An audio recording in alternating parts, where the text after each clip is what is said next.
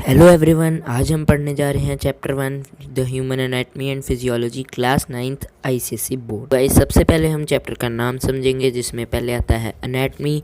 It is a branch of biology which studies the human body structure. ऐसी branch bio की जो human body के structure को study करती है और उसकी डिटेल्स जैसे शेप और interrelation between organs of the body बताती है हमें कि ऑर्गन्स के बीच में कैसे इंटरलेशन होता है। अब आ गई है हमारी दूसरी term physiology. It is the science which deals with the mechanical and physical functions of human organs and cells which they are composed of.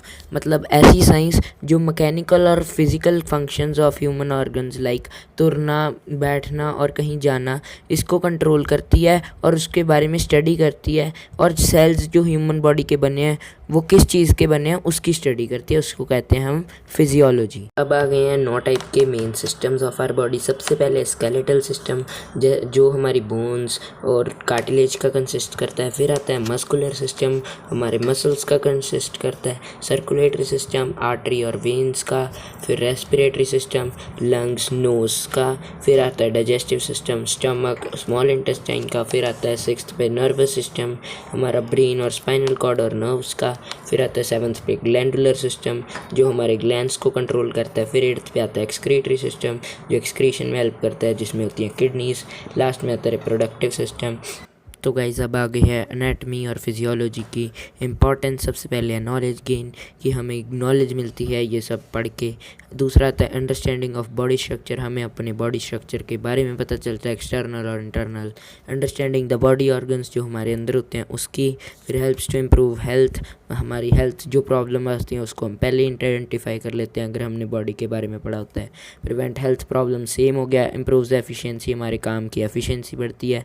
Understanding the cause of health problem, क्योंकि हमें पहले ही पता लग जाता है कि हमारी प्रॉब्लम क्या है, क्योंकि अगर हमें स्ट्रक्चर पता होगा तो गाइस, अब आ गई है बोन्स और उसकी क्लासिफिकेशन। हमारी बॉडी में टोटल हैं 206 बोन्स। सबसे लॉन्गेस्ट बोन है femur, present in thigh. Shortest bone है स्टेपिस जो हमारी कानों में होती हैं। बोन के 3 टाइप होते हैं। सबसे ऊपर होता है हेड, जो बीच वाला होता है उसको कहते हैं शाफ्ट, जो नीचे बच जाता है उसको कहते हैं टेल। तो गाइस, पार्ट्स ऑफ बोन तो हमने कर लिए हैं। अब types of bone total 6 type के हैं, इस पेज पर 4 हैं। सबसे पहले होती है लॉन्ग बोन जो कि हमने पढ़ लिया, फेमर। शॉर्ट बोन स्टेपिस कान वाली। फिर आती है फ्लैट बोन जो हमारी रिब केज में होती है, इसको कहते हैं स्टर्नम। इरेगुलर बोन जो सही साइज़ में नहीं होती, अलग अलग सी डिज़ाइन की होती है, वो है स्कल। और आगे है सेसमड बोन्स जो होती टेंडन्स की, एक एग्जांपल है पैटेला जो हमारी नी जॉइंट होती है। आगे है कार्टिलेजिनस बोन्स जो उसमें कार्टिलेज होती है, वो हमारे ईयर और नोज़ में होती है, इसकी एग्जांपल ये है।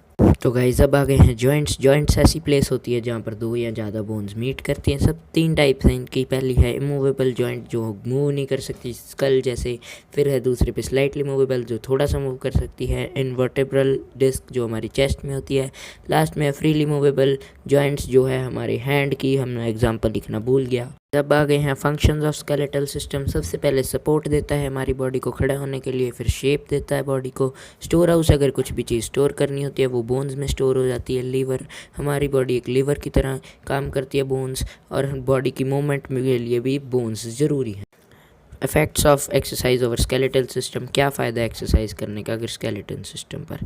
सबसे पहले बोन्स स्ट्रॉन्गर होती हैं, फिर बोन्स पे इंजरीज कम होती हैं, फिर ब्लड सप्लाई बढ़ती है, हमारे जॉइंट स्ट्रॉन्गर होते हैं, कोई इंजरी वहाँ पर भी नहीं होती, फ्लेक्सिबिलिटी बढ़ती है हमारी बॉडी की, हमारा पोस्चर सीधा रहता है अगर हम सीधे बैठे रहें तो, और हमारे अच्छी पर्सनैलिटी डेवलप होती है अगर हमारी बैक स्ट्रेट रहती है तो।